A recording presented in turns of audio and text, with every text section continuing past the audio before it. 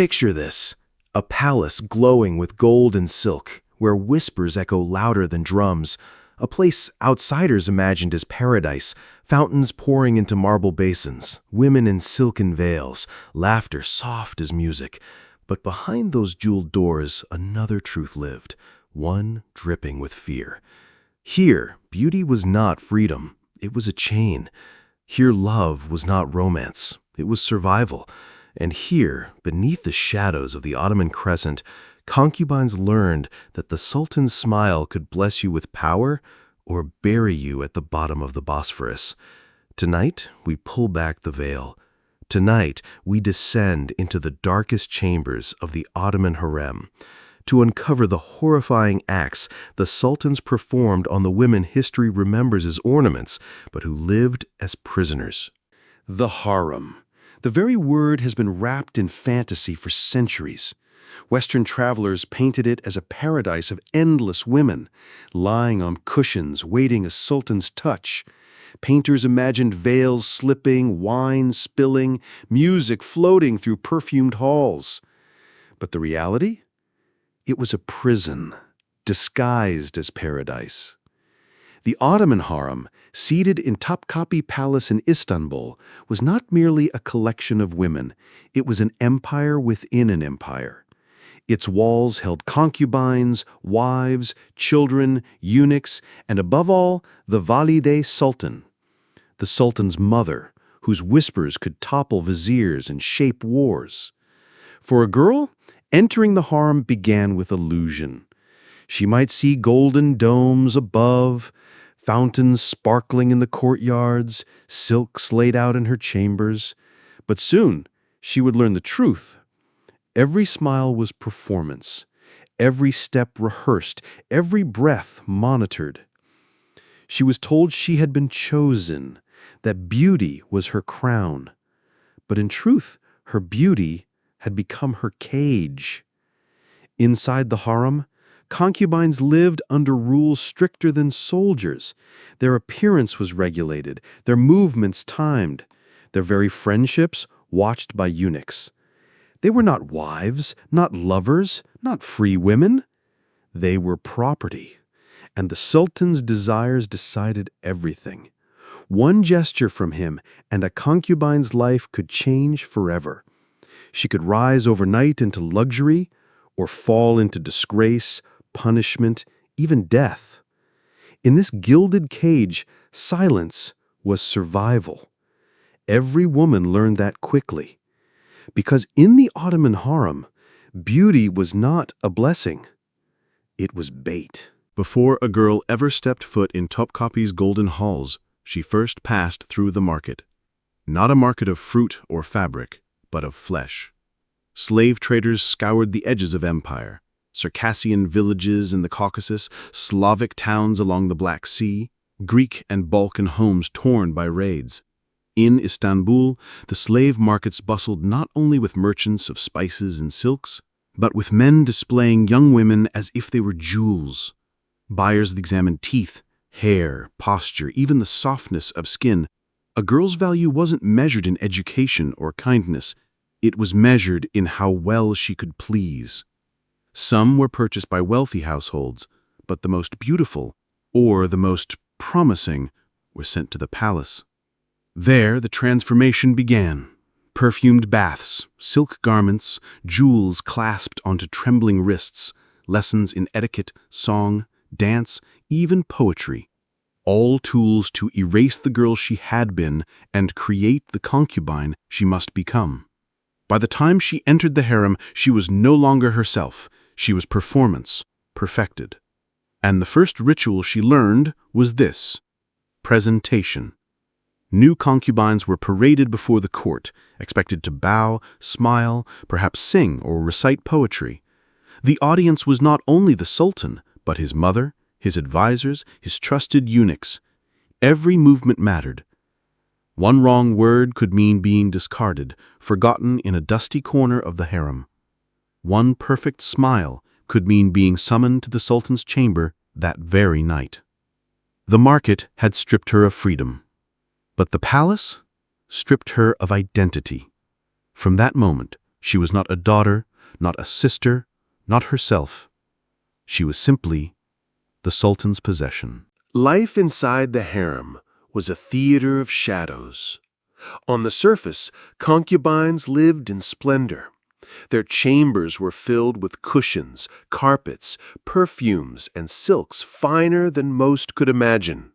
Musicians played soft tunes in courtyards, fountains splashed under starlight, fruit and sherbet were served on silver trays. But beneath the beauty lurked fear. Every concubine knew her position depended not only on pleasing the Sultan, but also on surviving the jealousies of others. Rival concubines whispered poison into ears. Servants carried tales. The Valide Sultan measured every woman's potential as both ally and threat. The rules were silent, but deadly. A concubine could not look too ambitious, yet she had to remain captivating. She could not appear too humble, yet too much pride was dangerous. Every step was a balance between invisibility and allure. Even friendship was dangerous. Girls who grew too close risked suspicion. A whispered laugh could be twisted into a plot.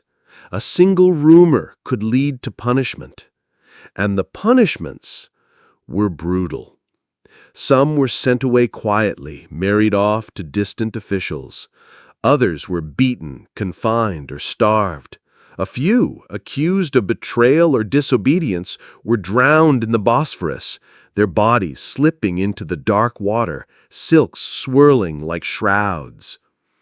In the harem, the Sultan was not only a ruler, he was a god of fate. One look, one word, one whim, and a girl's entire life shifted from paradise to nightmare. To the outside world, the harem was exotic, mysterious, enchanting. But for the women within, it was survival. Every day was a gamble. Every night was a test. And the price of failure was everything. Every concubine lived for, and dreaded, the night of summons. It began with whispers in the corridors. A eunuch carried a message from the Sultan's chamber.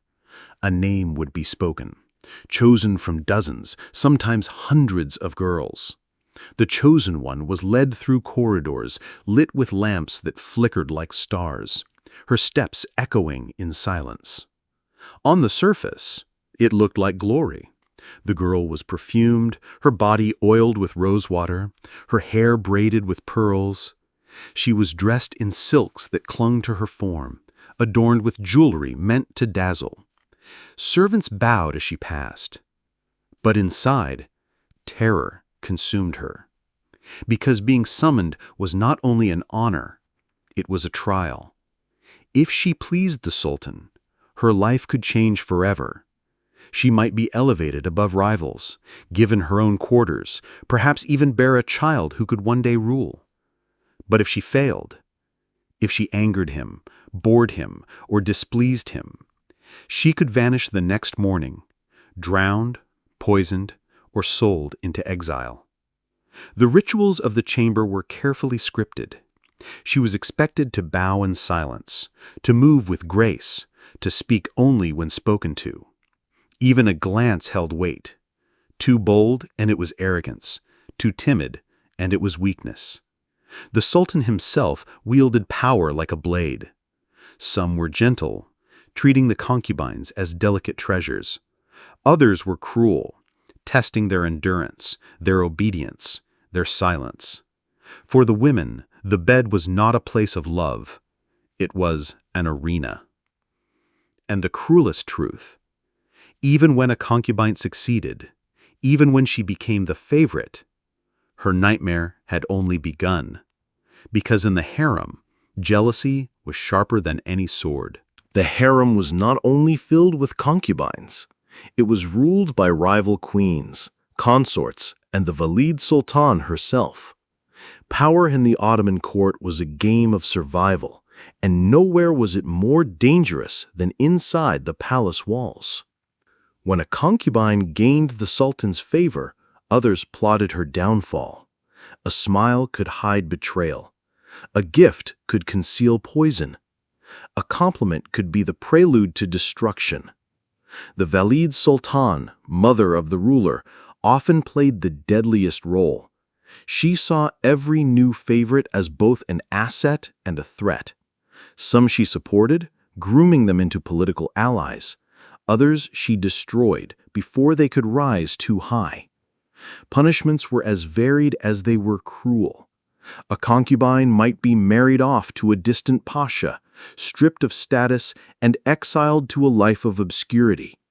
Others met darker fates, confined to silent chambers where madness replaced freedom, or drowned quietly in silk sacks, their bodies slipping into the waters of the Bosphorus at night. The message was clear: in the harem, survival was never guaranteed. Even motherhood, which should have been a blessing, became a battlefield. The birth of a son could make a concubine the most powerful woman in the empire, but it also made her a target. Rivals whispered, plotted, and sometimes killed to ensure their own children's survival. For the concubines, love was an illusion. Affection was strategy. Every smile, every word, every glance, a weapon in a war fought without swords. The jealous queens ensured that the harem was not a paradise of love and beauty. It was a battlefield where silk replaced steel and whispers killed more surely than blades. But the most horrifying acts were the ones history tried hardest to bury. The rituals of the harem were built not only on beauty, but on control. Silence was demanded, obedience enforced. Concubines were trained to smile even when their hearts broke, to bow even when their souls rebelled. The Sultan's will was law, and his experiments in desire often turned into punishments in cruelty. Some concubines were tested with endurance, locked in chambers for days without food, forced to bathe in icy waters until their bodies trembled. Others were subjected to humiliations designed not to kill them, but to break them. And the worst punishment of all was disappearance. When a concubine defied the Sultan, or when she became too dangerous to keep alive, she was silenced forever. Sometimes she was drowned at night, her body tied in silk and cast into the dark waters. Sometimes she was quietly poisoned, her death explained away as illness. Sometimes she simply vanished, her name never spoken again. The eunuchs knew, the Valid knew, the walls of Topkapi knew, but the world outside heard only rumors. The acts committed inside the harem were never written openly in chronicles. They were whispered in letters, hinted in poems, recorded only in fragments by diplomats and spies. But through those fragments, a chilling truth emerges. The harem was not only a palace of beauty. It was a theater of cruelty, a place where obedience was demanded, silence was survival, and suffering was dressed in silk. From the outside, the Sultan's harem looked like paradise. Marble courtyards, fountains whispering water, silk cushions, gold embroidery. But inside, for many concubines, it was a prison disguised as luxury. Every step was monitored, every word overheard. The eunuchs guarded not just the doors, but the very lives of the women inside. Letters to family were forbidden. Visits were rare. Freedom was a dream that slipped further away with each passing year. The cruelty of the harem was not always in violence. Sometimes it was in isolation. Imagine a young girl taken from her homeland, trained, dressed, perfumed, but never allowed to see the streets of Istanbul again. She could hear the sounds of the city through latticed windows, markets, festivals, laughter, but she could never join them. Her prison was beautiful, yes, but it was still a prison. The cruelest irony? Even the favorites, those who seemed to rise above, were not free. Their entire lives belonged to the Sultan's pleasure. If his interest waned, so did their power. The same silks that elevated them could become their shroud. The harem promised glory, But for most, it delivered only silence, control, and an endless wait for a night of summons that might never come. The chronicles rarely record their names. History celebrates the sultans, but the women erased from the harem's corridors remain shadows. Yet whispers survive of the punishments inflicted on those who displease the sultan. Some were condemned to the cage of silence, a dark chamber with no light, no sound, no escape. Days blurred into weeks, until the mind broke. The woman who emerged was no longer herself. She was an empty shell, obedient to any command. Others faced the bath of shame, forced to endure hours in icy water or boiling steam. Their bodies trembled, their lungs choked, their spirits shattered. The most feared fate, however, was the silk sack. At night, when the palace was quiet, eunuchs would come. A concubine would be tied in silken cloth, a symbol of beauty turned into a weapon, and cast into the Bosporus. No trace, no grave, no remembrance, only whispers on the waves. For the women inside, these fates were not distant rumors, they were constant threats. Every smile could be the last, every mistake could lead to disappearance. And the walls of Topkapi Palace, for all their beauty, were soaked in secrets of the drowned harem. As centuries passed, the harem became more than a palace. It became a symbol of Ottoman power. Diplomats wrote of its beauty, poets sang of its allure, but those who lived inside knew the darker truth. The harem was a machine of control. It turned beauty into obedience, love into survival, desire into politics. The sultans ruled with armies and laws, but also with silks and secrets. And yet, within this empire of shadows, the concubines found ways to endure. Some whispered prayers into the night, believing God still heard them through marble walls. Some carved tiny symbols into the wooden frames of their beds, desperate to leave proof of their existence. Others turned their suffering into strategy, using cunning and patience to rise above rivals. But no matter how high they climbed, the harem never released them. Their names might vanish, but their suffering remained, etched in rumors, carried in whispers, remembered in fragments. The true horror of the Ottoman harem was not only in the punishments inflicted, but in the silence enforced. The world outside saw beauty. The world inside knew chains. The chronicles of kings speak of crowns and conquests, but beneath every crown there were shadows, and in the harem those shadows wept. The sultans believed they could bury their sins beneath silk, drown their mistakes in rivers, erase their victims with silence. But stone remembers, water remembers, whispers never die. What does this teach us? That power often disguises cruelty as ceremony, that chains can be hidden under silk, that suffering can be rewritten as sacred duty. But history refuses to forget, and neither should we. If this story left you unsettled, good, it should. Because history's darkest truths are not fairy tales, they are warnings. If you want to uncover more of these forbidden chapters, more secrets buried in time, then join me. Subscribe to Secrets Buried in Time. Together we will keep lifting the veils that empires tried to keep shut forever. Because the shadows of history are not silent. They are still speaking.